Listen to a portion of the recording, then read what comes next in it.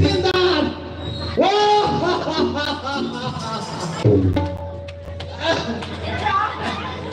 तुम्हें भाई होता होगा।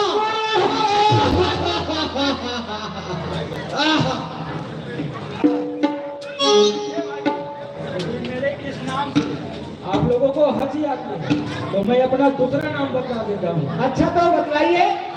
मेरा नाम आचार्य है। क्या कहा? मेरा नाम आचार्य है। हाँ बोले हाँ हाँ हेलो हेलो जिसमें रावण का वध हो, तो आप लोग भी चलकर कार्यक्रम में शांति बनाए रखने में